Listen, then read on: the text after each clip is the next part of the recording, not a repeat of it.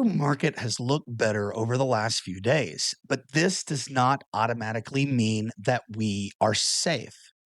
And right now, I think a lot of traders are starting to trust the bounce a little too much because honestly, this is where people get hurt in the market cycle. It's not at the very bottom and not always in a panic. Sometimes you're going to get hurt when the bounce starts to look clean enough that FOMO invites bad entries and late longs or late shorts and too much confidence right into either resistance or support. In this video, I promise I'm going to walk you through why I still think maybe even a little bearish and why I'm focused on risk right now. I'm going to give you the exact levels, conditions that would strengthen my viewpoint, and also ones that could prove me wrong. Because my read in this market is pretty simple. The market has definitely improved off the lows, and sentiment is so much better. Price may fool you. And some charts right now, even though they look like they're in a repair phase, now the price on the chart is real. And we have been quite bullish the last few days. But when I step back and I look at the structure of the market, I still think this deserves patience, not excitement. And if you've been following the channel, I believe we're still in a bear market. And I do think that Bitcoin is still going to see lower prices this year. Now, I'm not trying to call practical where are the risks, where are the traps, and what kind of market are we actually in right now? Now, to me, this actually looks like a late stage relief rally and that it's pushing into resistance. Now, could Bitcoin squeeze a little higher? Yes, it could. And do I think the bounce is getting older and more vulnerable? Yes, I do. But if we get one final push higher and that move fails, I think the next move down is going to be sharp, aggressive, emotional, and liquidation driven. Right now, this Bitcoin wants to run up to that overhead liquidity first and grab a little bit of it before we start to head back down. This still looks like a fragile rebound, pushing into that resistance and not a fully repaired market. Now, that is actually how I see us in the midterm, but I still think that process is more important over your predictions in this kind of environment where protecting capital matters a whole lot more than trying to be the hero who nails the exact turnaround in the market. Because it's not about who's right, it's about how much money you're making. So don't be bearish for the sake of being bearish. Don't doom post. I'm also not refusing to respect the bounce. But I'm just saying, staying honest about the fact that a real bounce is not the same as a clean macro reclaim into the bull market. So, yes, I believe the bounce. This is where I think people are missing the setup.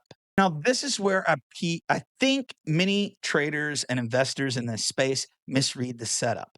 Yes, the RSI is improving. Yes, our volume is even improving. You can see it here.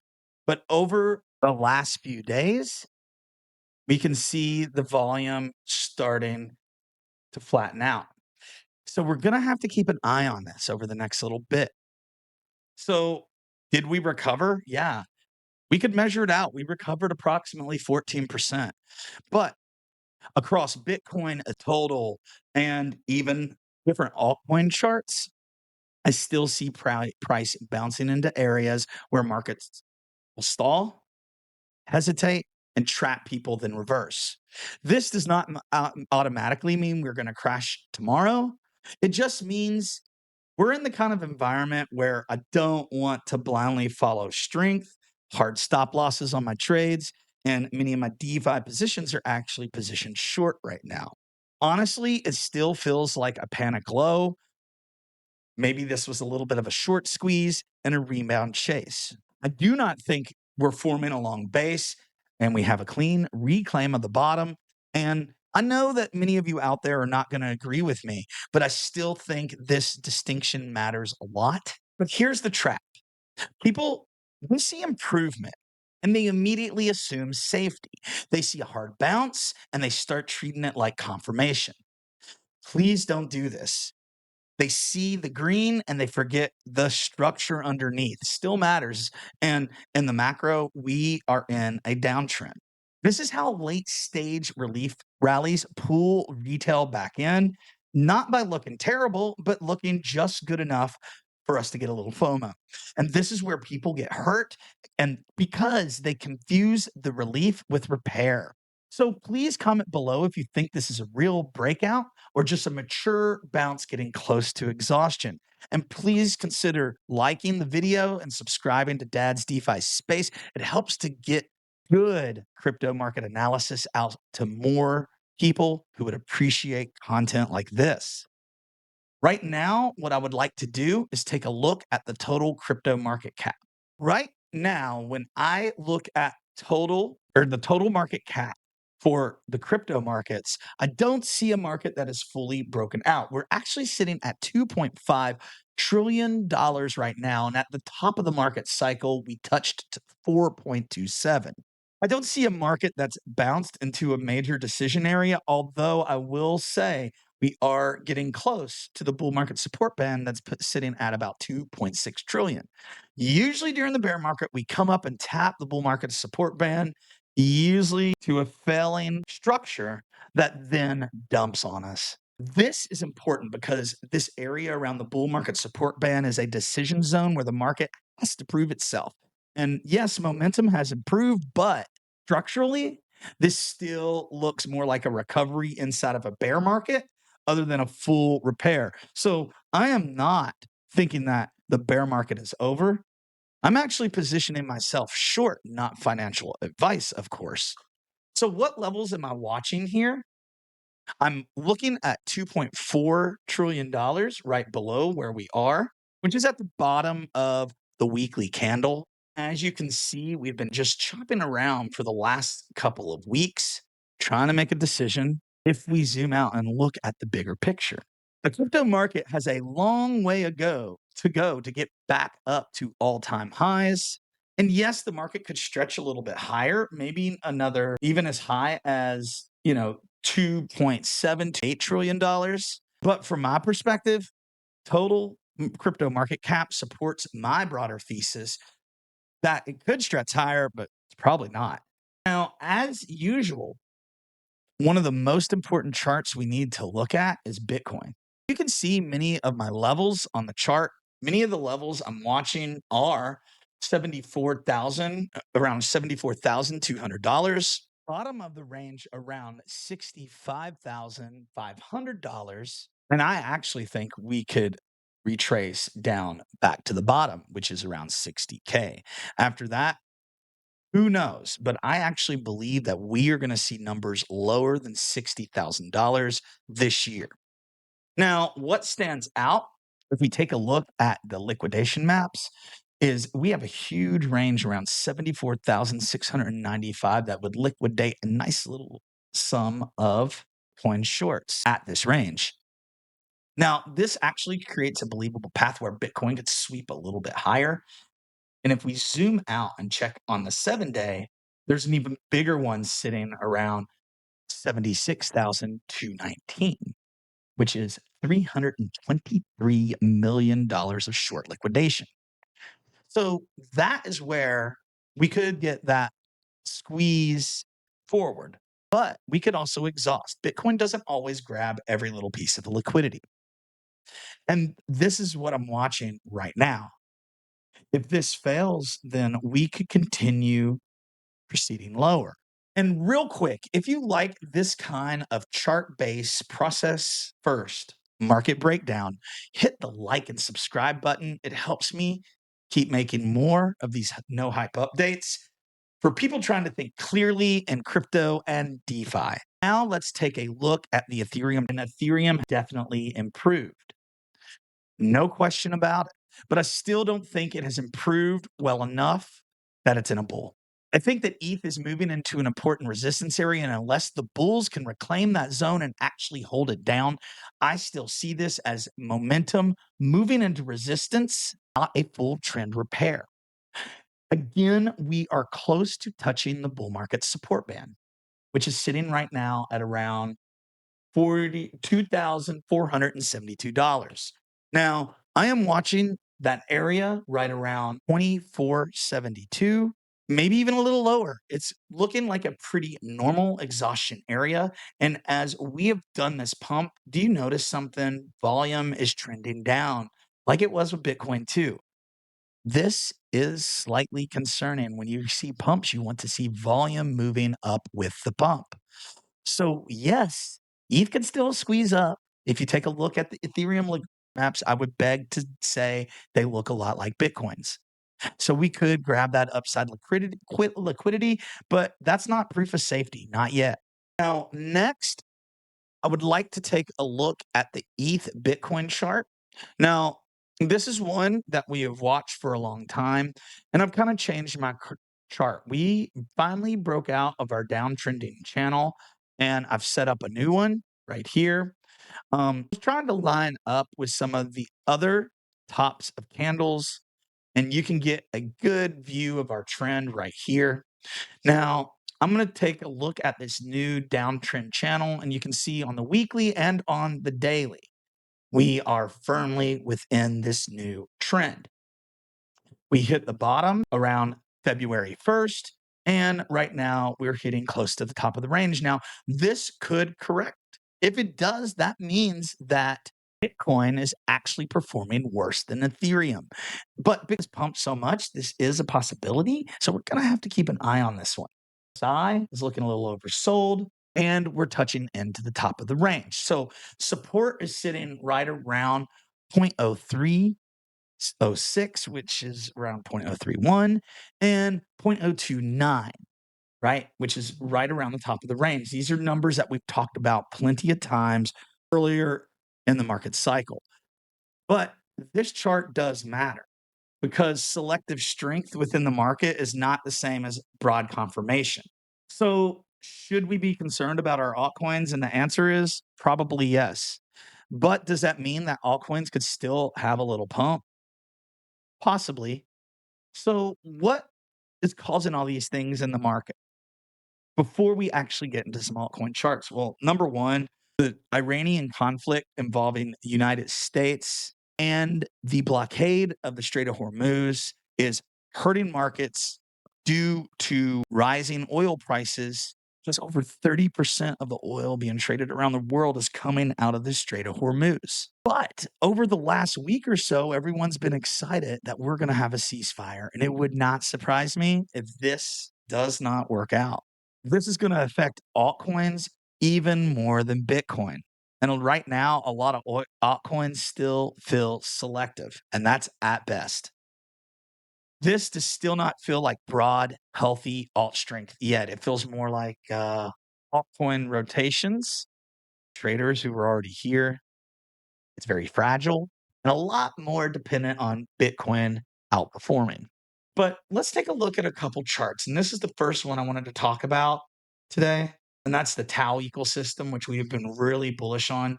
You can see the massive alleged rug that happened on Tau BitTensor April 10th, which was less than a week ago. And this still looks like one of the more higher risk chart. Now, as long as we stay above 216, I personally am going to be a buyer. I do think this is FUD. And is the fact that traders and investors are worried that Tau isn't as decentralized as it seems. Other people think that the owner of the subnet just rugged everybody. No one's going to know. But I have been seeing the big money, especially Graysale. What have they been doing? Adding Tau because they're getting ready to have a Tau trust that will be offered in the United States. Now, what supports am I looking at right now? 239, 216. But we have resistance sitting around 260 and even up here around $290. If Tau reclaims either of these zones, we could get back into this trading range or even back towards our upper end. But I actually think Tau is going to break down. I'm looking for us to touch into 216, maybe even as low back into this range, which was sitting around $180 to $190. Trust me, I think Tau, when it loses this structure, which we're sitting right at, Tau's going to go down fast. Now, let's take a look at Aerodrome Finance. Now, Aerodrome looks even weaker than Tau if you zoom out, but we did get close to the bull market support band, which right now is sitting at about 43 cents. We have support around 30 cents and resistance around 39 cents. Right now, I still think this looks more like a bounce. People are bullish on Arrow and the combo, or excuse me, how it is going to align and combine with Velodrome and start offering its own services on broadening its exposure and possibly cutting more into Uniswap's fees. But Arrow is one that we're bullish on. So as we farm and amass a little bit of Arrow, we are locking it and earning fees off the pools that we are allotting our VE Arrow tokens to. I'm also looking to research purchasing Tau on, or excuse me, purchasing Aerodrome on the open market that's already locked because right now most of that is selling between a 6 to a 10% discount to price. Now, an altcoin that I'm very concerned about right now is Zora. Now, if you want to see a shitcoin chart, pardon my language, this is it.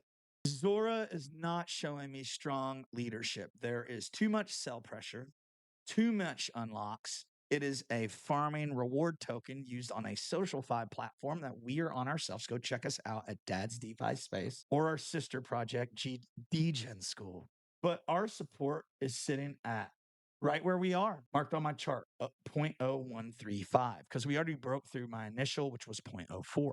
Our next resistance is sitting at 0.0149, 0.016, and then 0.2. Our most important level of importance that I am watching on the Zora chart, because our RSI is low, is the 50% level, which is sitting at 0.0163. If we get up here and look, what did we do? We tapped into our 50% level, sold off. So I'm heavily keeping an eye on it, but really we need to get back above 0.02, which is our one. Now, if you want more of my real-time market thoughts and chart updates and how I'm positioning in the market through the bear market, through the bull, and all the messy environments that exist in crypto, I post more of this over at my free Telegram group. Check it out, link in the description. And for deeper write-ups, check out my webpage, DADSDEFISPACE, and my Web3 paragraph blog where I post longer form market analysis like I'm giving you today, although I posted that a couple days ago. Each of these resources give you more real-time thinking from Dad and show you my own DeFi positioning and leverage positions. Right now, fearing greed is sitting at 22, which is almost in the extreme fear range. And this is exactly the kind of market where I think that defensive positioning will still make sense. Hence why we're in some pendle positions. Now, if we're really in a late stage relief rally, I think that actually parking a portion of your capital in stable coins and stable yields for lower volatility yield strategies while waiting for that clearer confirmation. It's not boring. It's smart, actually. And for me, that means I'm favoring some cash flow over chasing narratives, staying selective with some of my alt exposure, although we do like trading some DGen coins over on base. Although it is P2P right now, player versus player, there's not a lot of liquidity in the market. And that means you're just trading against other traders. So this is where I think that DeFi can actually help if you use it correctly, not as an over or not an excuse to overreach, but as a way to stay productive while the market still proves itself. And guess what? The new altcoin that has pumped thousands of percent over the last week that I know some of you have gotten involved in, and that is RAVE. We're going to bring up the perpetual futures contract on Binance, and you can see this explosive chart, but we have been in quite the downtrend over the last few days. This has been an altcoin that we have been scalping back and forth, longs and shorts, just to make a little cash on the side. Now, I would not recommend this to anyone. These are risky trades. Hard stop losses, small amounts, isolated trades. So if it moves too fast and there's a liquidation, and I've already had one over the last 48 hours, the capital loss is very small. But this may have a bounce, did once before, but we have not settled into a range like this since the beginning of the pump. So even here, the message looks even more familiar. Could there be room to up for more upside? Maybe it could pump right back up to $20.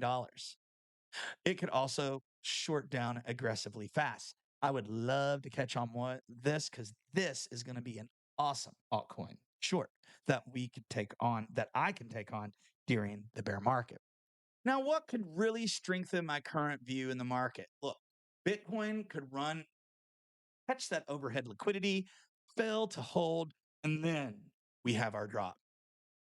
That would be my absolute best case scenario right now. Total market cap starts to stall under those same reclaim zones. ETH then rejects into resistance, and the ETH Bitcoin pair begins to fail, which means starts performing better than Bitcoin. This is going to affect altcoins terribly. This is the kind of behavior that if it keeps confirming, this is probably a tired bounce, not a clean breakout. Now, before we go any farther, I do want to talk about what would weaken or change my own thesis. That would be if Bitcoin accepts and reclaims above that major liquidity zone, which is around 76K with strength, and then retest it. But if we go there, we could have a short squeeze and pump all the way up to 80. That doesn't mean the bull market's back on, in my humble opinion. Total could cleanly reclaim that upper resistance level, which means altcoins are doing awesome. And if it closes above its reclaim and actually holds that zone, all of these things are important because look, this is not about being stubborn. This is about staying grounded and letting the market prove what kind of environment we're actually in. Which I've actually learned this the hard way over time. You don't need to be a hero who nails every reversal. You don't need to force your trades or force entries. And that's something that I still even work on today. Have a plan and follow your plan. You do not need to trade every single move. You also don't need to confuse movement with clarity in the market. I still think we need to be patient, not panic. It's not necessarily let's short everything, but it's definitely not the kind of market where I want to get sloppy, overconfident. We need to have patience. And that's why I keep coming back to my same idea process over predictions. So if you want me to sum this up cleanly, the market has bounced hard. I truly believe that part is real, but I still think this looks more like a mature relief rally pressing into resistance than a fully repaired breakout environment. And we need to be careful. But I still believe in Bitcoin. And I still believe there could be a squeeze higher. Maybe you could stretch with it. And a few aughts could catch one more move before this is over. But if that final push fails, I think the next move down is going to be fast, it's going to be emotional, and it's going to be liquidity driven. So we may get that one more squeeze higher. But this relief rally is aging into resistance, and that failed breakout could trigger a violent move lower. So for now, my stance is simple. Upside is possible in the short term. I am going to stay neutral, risk off, or short. And this failed breakout, I think, will lead to eventually to a liquidation driven downside that's going to catch people off guard. Because during a bear market, when Bitcoin moves down fast. So if this helped, please hit that like and subscribe button and ping that notification bell so you never miss a video. Share this content with others out there who would benefit to help grow our small community. And do you think this breakout's real or just a tired bounce? I want to hear your opinion in my comments. And for deeper educational content, check out our website and free course. And for long form market updates, check out DADSDEFISPACE over on Paragraph. And if you want the real-time version of how I'm doing this, join our free Telegram group where I post more of these updates. And if you want to support our channel, check out our affiliates, LBank and Blowfin. Links are in the description. And with LBank, you get 15% off your trading fees if you use Dad's DeFi Space link. And remember, all of this is educational, not financial advice. Manage your own risks, do your own research, go out and touch some grass. It's like 97 degrees here. I hope you're all doing well. Peace.